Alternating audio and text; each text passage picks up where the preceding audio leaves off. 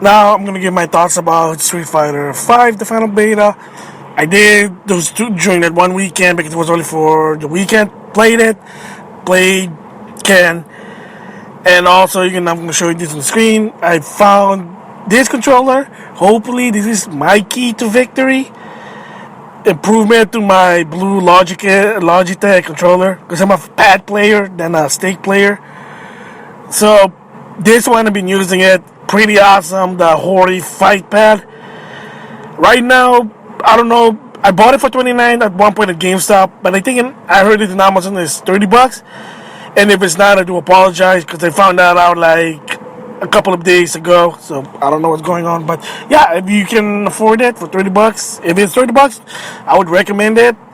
Better than the Mortal Kombat Fight Pad. But if you don't, you know, sorry, you can try the $60 Mad Catz Fight Pad. But I'm enjoying this one. I might give a review on it at a long run, but for now, I've been just testing this out, and yeah, it works good. Been playing better with it to some extent. I'm not good, even though I'm having fun playing this game, but I'm not really that good. Yeah, and like I said, I'm a casual fighting player. So, what I think about the final beta? Well, the final beta is basically almost to the close, and yeah, I've been playing this game. The networking, I guess, is good because every time I train, all suddenly like a couple of minutes in fight, and then when I go back to training mode, and after a couple of minutes, then boom, fight again. Wins or lose, yeah, I still don't agree with the league points, but I guess it's better than player points. But one thing that I don't come really so disappointed is the fight money. Unfortunately, if you're playing ranked matches or casual matches, you have to win. You don't get fight money when you lose. Kinda bummy there. Oh no, come on. Oh no, at least like 5, 10 fight money rather, than 100, 200. Because I heard the rumor is that for one character for fight money, it takes a lot. So again, if you want to play them, you want to play real money, there you go. Or you want to just, save it and don't spend any. But for me, technically, because I don't really like all the characters anyway, so it doesn't really matter for me. I'm just gonna stick with Kim when I'm playing online. Offline is a different story, but they did say, and I read this on Capcom, apparently, if you finish all 16 story mode, you'll have enough money to actually get one character, like your very first one DLC character. There you go. Interesting. But again, that's the whole point, is that you have to earn money or you gotta pay real money if you want that character. I wish Mortal Kombat they did that. But again, gotta earn it. That's all the downside really is, that you gotta win in online battles to fight. I mean, they encourage you to win. Kind of bum me out, but whatever. I have heard another way to get fight money is your character levels up. Another one is story mode. Then you say, what about survival and chance? I heard that's going to come in. Well, unfortunately, it's not going to come in the game itself. That'll come in later. And of course, in June, there's the big story mode for Street Fighter. So that's something first for Street Fighter. They're taking notes from Mortal Kombat, because that's what they did with Mortal Kombat since Deception. Story mode that revolves around the character. So that's pretty good. Good move on Capcom doing that. They are putting it out of content, and the best of all this is free. So people might say, "Oh man, I don't want getting a lot of. I hope there's no super or ultra version." Capcom already said this, and I hope they do take their word, because I'll explain this later. But yeah, they said only Street Fighter 5, period, will be the only game you need to basically have to optimize the game, the full game. You only need that game, Street Fighter 5, and that's it. So all you need is Street Fighter 5. And like I said, hopefully they would, because there have been times when they backed down to their situation. Unfortunately, yes, they did. Resident Evil 4 was supposed to be a GameCube exclusive, period. Then it became to the PS2, and then it became multi-platform. So that's what happened, why they couldn't really trust Capcom to some extent. And there were, I think, other times also, but yeah, I mean, the one I can top in my head is Resident Evil 4. They promised it was supposed to be GameCube exclusive. That's why people were buying GameCube.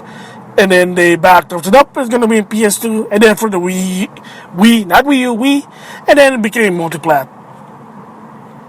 Who knows? So yeah, so hopefully it is just that one. You don't need a new version. If it is, Capcom, shame on you. So of course now the new DLC.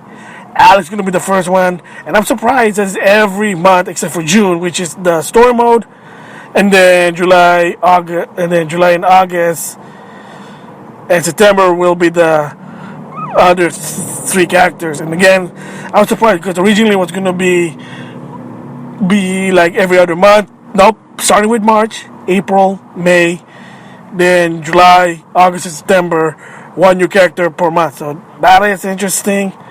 We'll see. And the first guy is going to be Alex, going to be shown. That's going to be post-launch after the game comes out. Well, Tuesday, if you're hearing this now. It's going to be Tuesday, the 16th.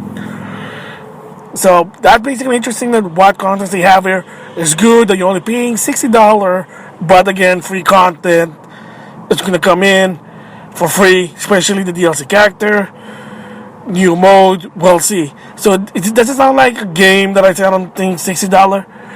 Splatoon, yeah. So why is that Splatoon? I don't believe $60, but Street Fighter 5 it is. Because Street Fighter 5 is on the PlayStation 4 versus Splatoon is on the Wii U. Wii U is a PS3, basically more powerful than the PS3, Xbox 360, technology-wise. PS4, Xbox One, even so, it doesn't really look like much powerful, but they are beyond 1080. It's supposed to be beyond 1080p, but again, who knows? But again, it's in a higher powered system. What do you want me to say? I mean, granted, both games going free stuff. Same goes with Street Fighter 5 for the character wise. You want to get the character, save some fine money.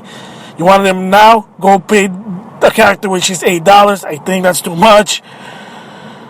Yeah, I'm sounding like the controversy from Skullgirl, and I guess like Seth Killian said, just creating Ryo's hand in 3D cost $1 million. I think that's what he said. So, yeah, it's an old story. You can Google it. It's about Skullgirl in the DLC that I didn't really agree with it, but they were proud for giving it free away, so that kind of say cool sort of trade. It's a trade-off. Yeah, maybe it's expensive for what you want, but you're giving it for free. Cool. I'm cool with that. But yeah, the same goes with, like I said, with Street Fighter 5. I heard that it's gonna be like 1 million zenny, or fight money to get one character. From what I heard, we'll see. But again, that's in March. Where right now we're just in mid-February. So overall, the game's good. Online is good. The characters, hopefully by the retail game, they're balanced, good.